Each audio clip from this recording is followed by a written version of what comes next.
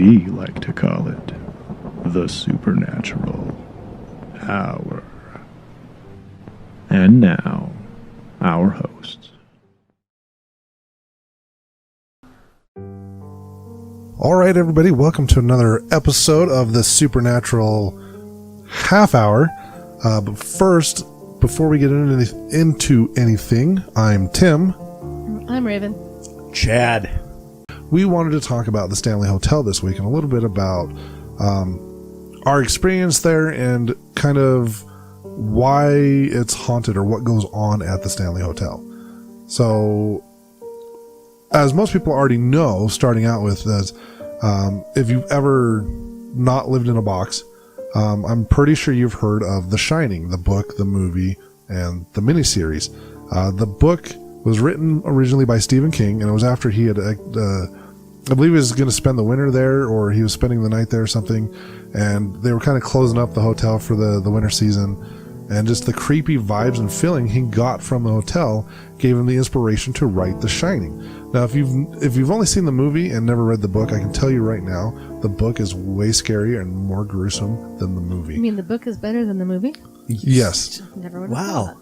I need to read the book. I've I seen mean, the movie. The movie is It's good. It's really really good. well. They did it really well. Stanley Kubrick did a great job, according to everybody but Stephen King. Stephen King was actually upset with the way that they did the movie, especially with Shelley Duvall's character. Is it Shelley Duvall? Mm-hmm. Her character, I can't remember the name of the character. Drawing a blank. I know it's Jack Torrance, Danny Torrance, and Mrs. Torrance. Shelley Duvall. They made her to be out this like weak individual that was just timid and scared all the time, and that's actually not how the character was in the book. So Stephen King actually redid and had a TV miniseries made in the 90s, a 3-part series, and that one was actually filmed at the Stanley Hotel. It's really interesting. It's a lot closer to what the events happened in the book. It's just not as graphic and gruesome as the book. Right. Now, if you've never seen The Shining, the original Shining with Jack Nicholson in it, and you're interested and you just can't find it anywhere, just go there. Wendy Torrance. Oh, yeah, that's right. Sorry. That's okay. Just go to the Stanley because they literally have a channel that's The Shining 24/7. Oh, and they have like a little in the basement where they had the medium, and they also had like a little meeting room where we sat and they gave us a briefing before we did our ghost tour there. They actually walked us through and showed us some of the hot spots and stuff like that. And it was fascinating, like having seen the miniseries after we've been there, it was fascinating to like watch the miniseries and be like, oh, I've been in that room. I've been there. Like they have them a lot in the basement, in the boiler room, and that's one of the parts they actually took us on the tour.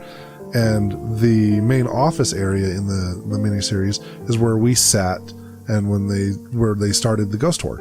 And it was just kind of cool to see like the main lobby when we walked in. And there's actually a picture on Facebook somewhere of Raven and Peaches putting their head through the cardboard cutout as the twins from the movie. Twins, yeah. Yeah, that's right there when you first walk in the main lobby, and it's fascinating to see like all the stuff is just like, oh my gosh, I've been there. I've been there. It's awesome. Yeah, the hotel in and of itself.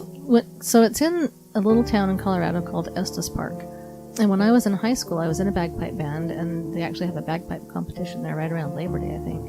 And so I'd actually been to Estes Park 4 times in high school, and we would walk up to the Stanley Hotel because we'd have some time to peruse the little town. And if you've never been to Estes Park, I highly suggest going there. It's just the cutest little tourist town you've ever seen. Yeah, and it's there at Rocky Mountain National Park. Right. It's the same there's area. one of the years, actually I went there in college too, so I've been there 5 times with pipe band. But there's a little KOA you can go and rent the entire cabin. It's just a really great little area. But we would walk up to the Stanley Hotel and just walk around in it because when you go inside, it's cool. They've got the original Stanley steamer in there, and it's like a and that wasn't like a a museum. carpet cleaner. No, that was a car. it was a car. And it just, I don't know, if you've ever seen the movie Somewhere in Time, kind of that 1920s vibe, that's just the vibe you get from it. It's, just to walk around and see it. And then on top of it, you go, it's haunted too. It just adds to the coolness factor by about 1,000 times. Yeah, Stanley was an inventor, and he did the car, the Stanley steamer car, and this hotel. And it's it's very, 1910s, 1920s? I think it was built in Yeah. 1907, 1909, Yeah, so somewhere very in there. Edwardian. And it's very, it's very cool. Yeah, the old Go out and take a look at wood pictures, and they keep the grounds nice. And 1909, yeah. And I found I don't remember where I saw this, probably kicking around on Facebook or something, but they had someone got a video of a bear just wandered in the lobby one day and, hung out in the lobby. It's like, oh, hey, look, a bear. So that was kind of cool. It's a fairly decent-sized hotel. It's got 420 rooms. There's ballrooms, dining areas. There's an underground cave. They had like a theater, didn't they? That was one of my favorite parts of the This is tour. a theater. Yeah, they had the concert hall. I loved when we were into the concert hall because we were up top and she was telling us about the concert hall, and Annie, Brandy's grandma spirit that was with her, actually went over and started messing with the K2.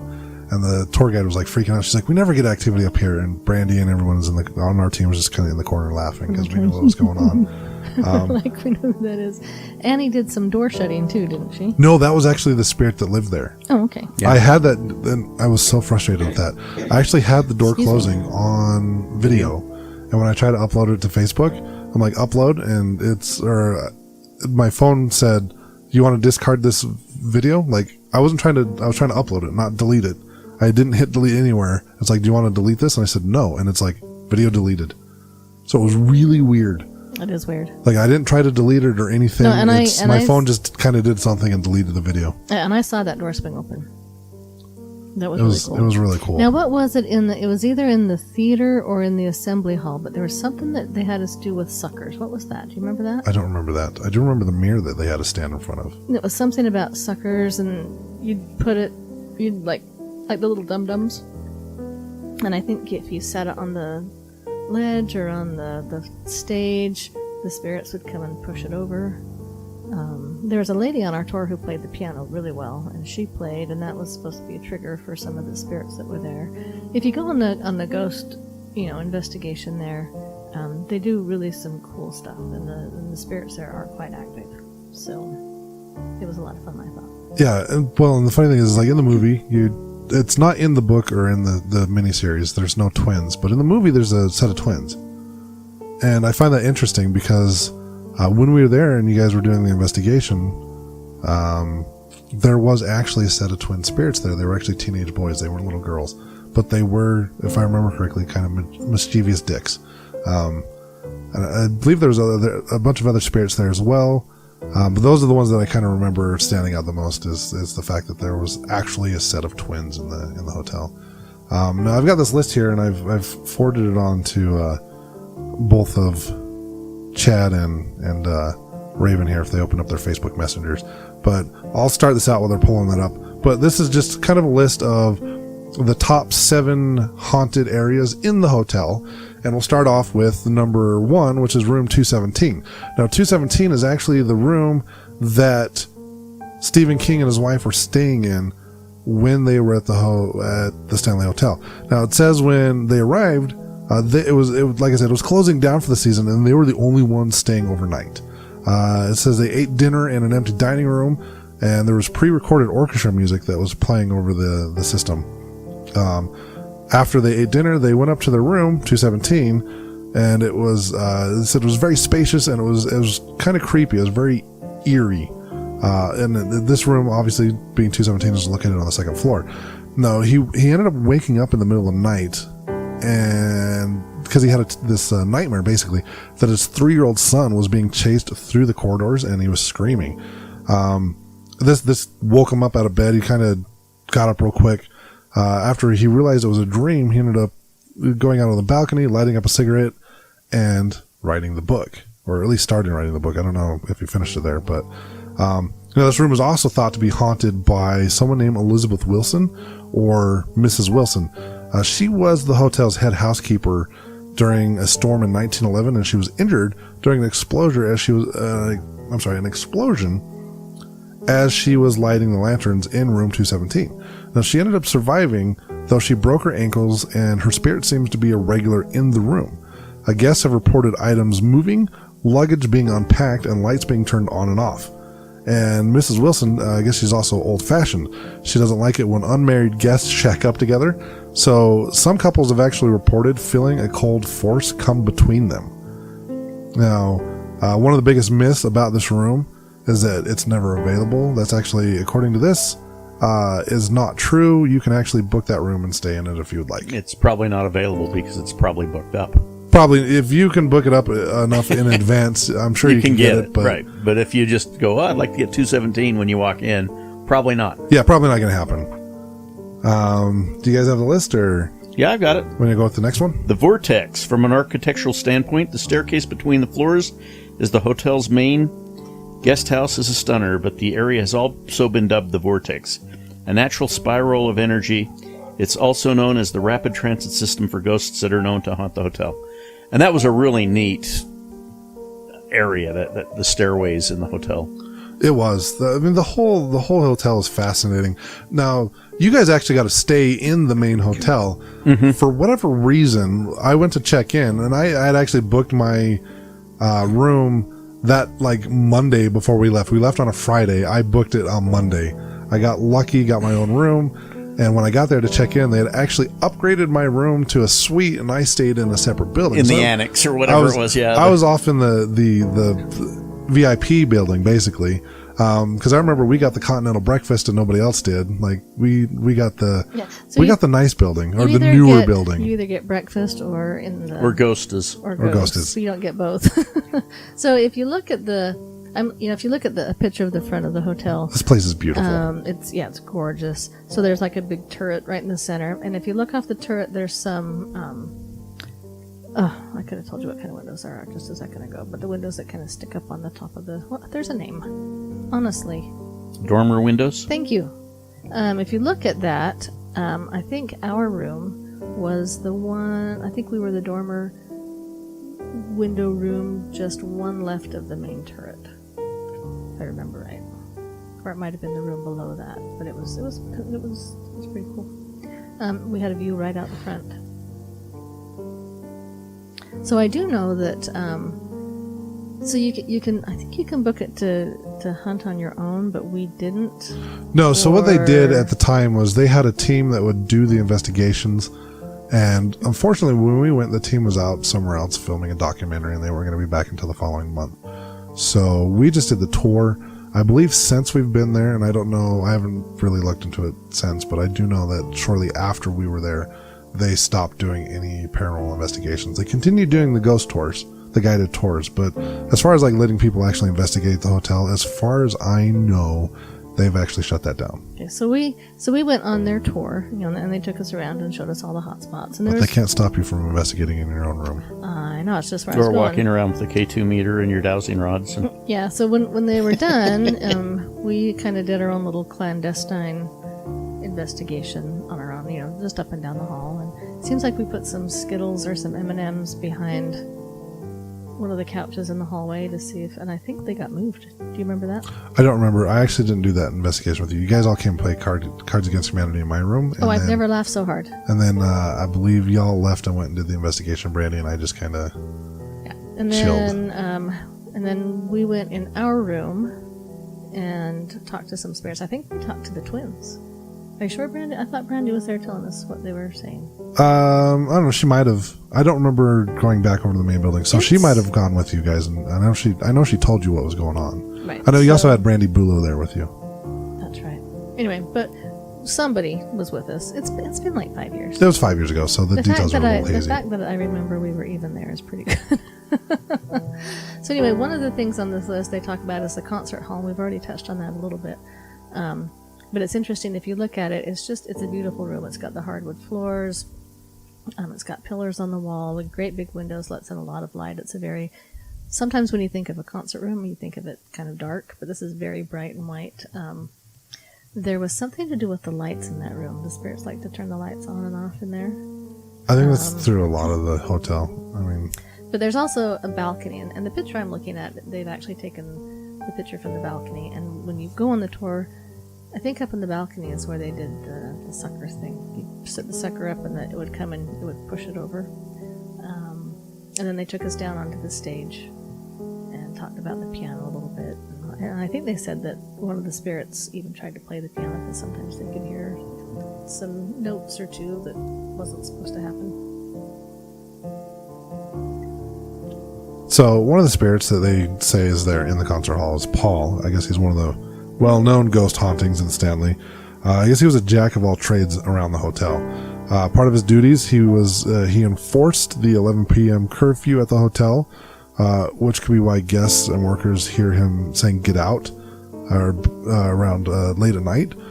The area is also a favorite spot for the hotel founder, Flora Stanley, whose ghost, like Deanne mentioned, likes to play the piano.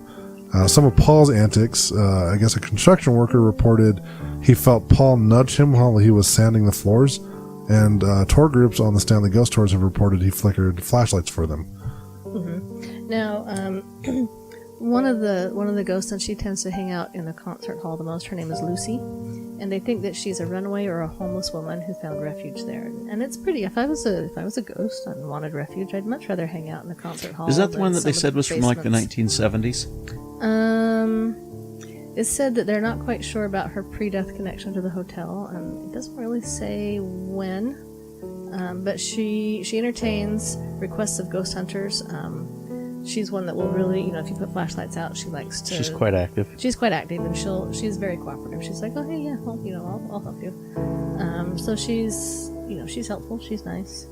I have to chuckle that her name's Lucy, because when I think of Lucy, I tend to think of our local Lucy. Lucy the Demon Princess. Different Lucy. I don't remember the name of the girl that was downstairs, but I think that was the one from the 70s, the one that closed the door for us. Yeah, and I don't know if that was her or not. It might have not. It could have been, because it's the same building. It was just downstairs in like the changing rooms for the concert hall. So the next one is room 401. It says more than a century ago, the entire fourth floor was an attic. Now, it's where female employees, children, and the nanny stayed. But today, guests will report hearing children running around, laughing, giggling, and playing. Plus, there's a famous closet that tends to open and shut on its own in this room. So, the whole of, the fourth floor, they kind of say, if you can get a room on the fourth floor, that's great. Any room is haunted, but they give you a badge of honor if you can get 428. And if you're in room 428, guests have reported hearing footsteps above them. They hear furniture moving around, but it's actually kind of impossible because of the slope of the roof. You're not going to be walking or pushing. You're just going to fall off. There's no walking or pushing furniture. But if you get that room 428, there's actually a spirit in there. He's friendly. He's a cowboy, and he appears at the corner of the bed. So if you get room 428 and you wake up and there's some dude standing at the bed that you don't think should be, breathe. Whew, it's okay. He's nice. What's interesting about the furniture stuff moving around above them in the room that's on the top floor? I actually experienced something like that when I had some friends here. Jimmy and her wife were here for the paranormal convention that happened a couple years ago, and they were actually staying at the Perry Hotel in downtown Salt Lake. Uh-huh. And they were also on the top floor. When we were in the room, kind of just hanging out and chatting, we heard loud noises, like loud thunks coming from up above us. The thing is it's the only thing above us was the roof, and there was no one there. Like, we actually called down to hotel services, the front desk, and they're like, yeah, there's nobody up there. So we actually heard loud thumping and stuff, like there was someone on the roof above us, even though there wasn't. Yeah, it's weird for you to be up there. So next is the grand staircase, and this is gorgeous. Again, just think Titanic era, think that Somewhere in Time movie era. If you've never seen Somewhere in Time, you gotta watch it. That's a great movie. Not quite as scary as The Shining, though. No, but just if you want to just absorb this whole ambience and feel of this Edwardian period. But the grand staircase is exactly what it sounds like. They've got antique mirrors, they've got portraits hanging on the wall, and it's just it's beautiful. And a lot of times that main staircase in any building is kind of the central main area. In 2016, there was a visitor that came from Houston, and he took some pictures of it because why wouldn't you take pictures? It's gorgeous. And when he got home and he was looking through them, he spotted something at the top of the staircase, and he doesn't remember anyone else being up there at the time that he was taking these pictures. And if you looks at it really closely, it's actually a ghostly image of a woman at the top of the stairs. And I think it was a room just off of here. It was one of the rooms kind of in the main lobby of the hotel, because I said it's a little bit museum-like. And they had a flag behind some glass. And there was something paranormal about that. Do you remember what that was? I do remember the flag. I don't remember what the story behind it was, though. Yeah, so see, we're awesome. There's a flag. There's something paranormal. No, it was in a glass case and it was hanging up on the wall. And I think you can see Stuff a face happened. in it, or... Anyway, the flag's haunted. If you go there, ask them about the flag, because there's something paranormal. I highly recommend, if they still offer the tours, taking the tour. It was worth it. You got to learn about the history of the hotel as well as the spirits. And one of the things I found fascinating, before I let Chad talk about the underground caves, is I kind of asked them about this. They seem to get more activity in the wintertime than they do in the summertime. And the theory behind that is they think there's a lot of spirits that kind of live in the forest and the woods around the area, and they think that the spirits kind of come down. And we've talked about this before too, like some spirits come across cold to the touch. Now, if it's wintertime and you're already cold, you might not sense their presence, so they might be more willing to kind of come around you and be more active. But yeah, this is one of the things I thought was cool. So the last thing on the list we'll let Chad talk about here is the underground caves. Now, Yeah. Oh, Go ahead. Before you go into that, I'm a little torqued. How come I didn't know about underground caves? That would have been like my first favorite place to go. I thought we went. We we go? kind of went through a Yeah, little bit. That's we when did. they took us down to the boiler room. Remember the boiler room and all of the things? And they That was- talked about this is how people got from point A to B, that the hotel staff wouldn't be seen very often in the hallways and things, because they would move. No, I don't. Okay, talk about it. Maybe it'll Yeah, jog my when we memory. went down to the boiler room, it was totally underneath the hotel. It was in a cave underneath the hotel. Yeah, and it was like, I mean, when I say like chiseled out, it seems cavish, didn't it? And you'd actually see some of the foundation, some of the stilts that the hotel was built on, Okay, no, sitting on that's- top of the rocks. Okay, no, let's start into there. Yeah, that Bring back some memory. that is what Okay, I got the it. underground caves Never is. mind. Is that this isn't? I don't think like mammoth caves under there or anything like that. But these were the areas in Stalactites the dripping into pools. And that would be cool though. all right, no, I remember it now, actually. Yeah, but that was a way that the hotel staff and things could get around. As I remember, and I could be wrong on this, but they didn't like to see people transiting the hotel with their work stuff and that kind of stuff. I mean, they'd go and clean from room to room and room, that kind of stuff. But Back in those times, they didn't want the staff to be seen. And so, they would do all their stuff just wanted stuff mystically to happen. appear. Yeah, like at Hogwarts when the food just magically appears on the table. Yeah, so it says that the workers moved about the hotel through the caves in the early days, and it makes sense that this is a popular haunt. Skeptics pass it off as the haunts as breezes from the historic piping and ventilation system, but beneath the hotel is a higher than average concentration of limestone quartz, which some ghost hunters believe help capture energy at the property. So Yeah, places where there's a lot of water, too, tends to attract the spirits as See, well. I don't know if it would help capture energy as more Conduct. provide energy for the spirits. And that would make sense to me. Like if you've got a natural source of energy that's still connected to the earth, spirits being active in that area makes complete sense. yeah. So that's just kind of this list that we came over. Like I said, this is going to be kind of a quick episode. I don't think we need to get too much into the Shining, other than it's a creepy ass book. I mean, it's a creepy video. It's a creepy movie. It's the book, and I actually had this conversation with a friend of mine like 2 days ago. The movie it just kind of seems like he's more or less just kind of he's a recovering alcoholic, and it just seems like him becoming an alcoholic again and just like going crazy. But the book and the TV series actually kind of show his descent into madness, and it actually shows more about how the paranormal side of things. The movie, the Stanley Kubrick movie, the 1977 or whatever year it came out, it doesn't really involve the paranormal as much as the book actually did.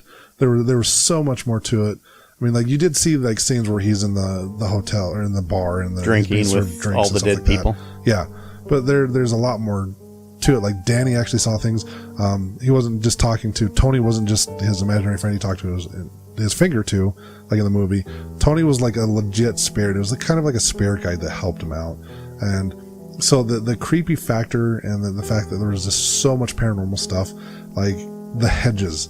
I don't believe they were there when we went, but there was hedges, and in the book and in the TV series, the hedges actually came to life and attacked Jack and Danny on separate occasions. And if I'm spoiling anything for you, I'm sorry, but this has been out for like 50 years. It's your own fault. 40, 50 years. It's been out for quite a while. So they're just, if you have a chance to get the book, I know it's on Amazon Kindle. I actually downloaded the audio version and listened to it in my car, and it's creepy as hell. Like, if you thought the movie was scary, the book is way worse. It's really enjoyable. I highly recommend it. Yeah, and if if you're listening to this, you're probably interested in paranormal, and maybe your significant other or friends aren't. But I would still suggest, if you get a chance, hop over to Estes Park, Colorado, because there is the Stanley. There's more to do there than just the paranormal side of it. It's right there by a big, beautiful national park. The town in Estes Park, in and of itself, it's one of those tourist towns. You walk up and down the street, and it's just covered in, little art stores and T-shirt shops, and it's a ski area, I believe. I've never been there in the winter, but I think you can go there and ski. So that would just be a really great little weekend trip for somebody if that's your interest.